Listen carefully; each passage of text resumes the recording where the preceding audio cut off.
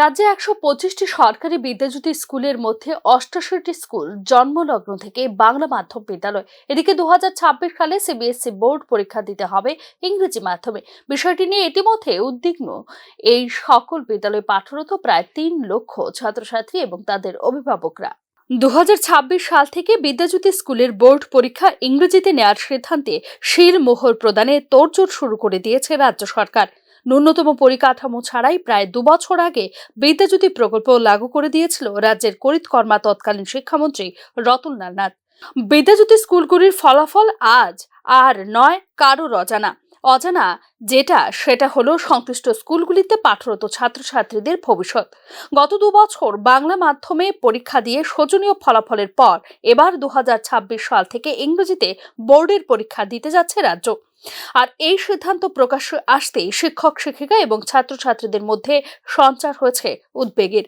প্রায় ১ বছর আগে সিবিএসইর অনুমোদিত বাংলা স্কুলগুলিতে ২০২৬ সাল থেকে ইংরেজি ভাষাতে মাধ্যমিক ও উচ্চ মাধ্যমিক পরীক্ষা দিতে হবে বলে জানিয়েছিল রাজ্য সরকার। ২০২৬ সাল থেকে বাংলা মাধ্যমের ছাত্রছাত্রীদের বোর্ডের পরীক্ষা দিতে হবে ইংরেজিতে। সারা দেশেই সিবিএসই পরিচালিত অনুমোদিত স্কুলে নার্সারি থেকে দ্বাদশ শ্রেণী পর্যন্ত পঠন পাঠন ইংরেজি বা হিন্দি ভাষাতে হয়।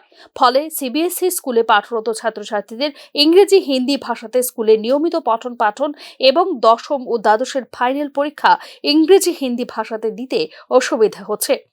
তবে এক্ষেত্রে ব্যতিক্রম ত্রিপুরা, যা প্রমাণ করে দিয়েছে ২০২৪ সালের ফলাফল। মাধ্যমিকে প্রায় ৪০% এবং উচ্চ মাধ্যমিকে প্রায় ৩৫% ছাত্রছাত্রী পাশ করতে পারেনি ২০২৪ সালে। এখন যদি বিদ্যাজ্যোতি স্কুলে দশম ও দ্বাদশের পরীক্ষা পুরোপুরি ইংরেজি ভাষাতে দিতে হয়, তবে রাজ্যের ছাত্রছাত্রীদের পরিস্থিতি কি রকম হবে তা নিয়ে শঙ্কায় অভিভাবকরা। পঠন পাঠনের পরিকাঠামো না থাকলেও রাজ্যে প্রাথমিক পর্যায়ে ১২৫টি সরকারি স্কুলকে বিদ্যাজ্যোতি প্রকল্পের অধীনে আনা হয়। এই ১২৫টি সরকারি স্কুলের মধ্যে ৮৮টি স্কুল জন্মলগ্ন থেকেই বাংলা মাধ্যম বিদ্যালয়। তবে অবাক করার বিষয় হলো এই ১২৫টি বিদ্যাজ্যোতি স্কুলকে রাতারাতি আবার সিবিএসই বোর্ডে পরিবর্তন করে ফেলে রাজ্য সরকার। রাজ্যে ১২৫টি স্কুলের মধ্যে আবার ৮৮টি স্কুল বাংলা মাধ্যমের। ছাত্রছাত্রীর সংখ্যা প্রায় ৩ লক্ষ। সরকারের এই সিদ্ধান্তে ৮৮টি বাংলা মাধ্যম বিদ্যালয়ের ছাত্রছাত্রীর কি অবস্থা হবে তা নিয়ে চিন্তিত সংশ্লিষ্ট অভিভাবকরা। অভিভাবকদের বক্তব্য অনুযায়ী একজন বাংলা মাধ্যমের ছাত্র বা ছাত্রী প্রথম শ্রেণী থেকে ইংরেজি ছাড়া সব বিষয় বাংলার মাধ্যমে পঠন পাঠন করছে, কিন্তু এই সিদ্ধান্তের জন্য বাংলা মাধ্যমে পাঠরত ছাত্রছাত্রীদের মাধ্যমিক এবং উচ্চ মাধ্যমিক পরীক্ষা দিতে হবে ইংরেজিতে। এটা কতটুকু সম্ভব প্রশ্ন উঠছে তা নিয়ে। একজন বাংলা মাধ্যমের ছাত্রছাত্রী প্রথম থেকে নবম শ্রেণী এবং একাদশ শ্রেণী পর্যন্ত বাংলা মাধ্যমে পঠন পাঠনের পর দশম ও দ্বাদশে হঠাৎ করে ইংরেজি বা হিন্দি ভাষাতে বোর্ডের পরীক্ষা দেবে, এটাও কি বাস্তবে সম্ভব প্রশ্ন উঠছে তা নিয়েই। এদিকে ২০২৫ সালের মধ্যে সরকারি ৮৮টি বাংলা স্কুলকে ধাপে ধাপে ইংরেজিতে পরিবর্তন করা হবে বলে দাবি করেছে রাজ্য সরকার।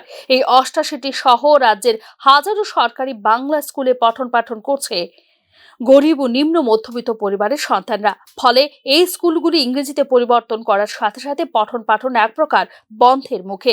কারণ সিবিএসই স্কুলে পঠন পাঠনের খরচ বহন করার ক্ষমতা নেই বলে বাংলা স্কুলে পড়াশোনা করছে অনেক শিক্ষার্থী। বাংলা মাধ্যম স্কুলগুলিকে ইংরেজিতে পরিবর্তন করার পর পঠন পাঠন করাবেন কে? কারণ যেসব শিক্ষক শিক্ষিকা ওই স্কুলগুলিতে শিক্ষকতা করছেন তারাও ছিলেন বাংলা মাধ্যমের ছাত্রছাত্রী। টেট, এসটিজিটি, এসটিপিজিটি পরীক্ষার মাধ্যমে নিযুক্ত শিক্ষক শিক্ষিকারাও অধিকাংশই হলেন বাংলা মাধ্যমের ছাত্রছাত্রী। সেক্ষেত্রে শিক্ষক শিক্ষিকাদের ইংরেজি ভাষাতে পঠন পাঠনের প্রশিক্ষণ রাজ্যে আগামী ১০ বছরেও শেষ হবে কি না তা নিয়েও ইতিমধ্যেই শুরু হয়েছে জল্পনা। সার্বিক পরিস্থিতিতে বাংলা মাধ্যমের ভিত্তি নিয়ে গড়ে ওঠা স্কুলগুলির ছাত্রছাত্রীদের ইংরেজি মাধ্যমে বোর্ড পরীক্ষা দেবার বিষয়টি নিয়ে উদ্বিগ্ন ছাত্র এবং অভিভাবক মহল। Bureau report, news now.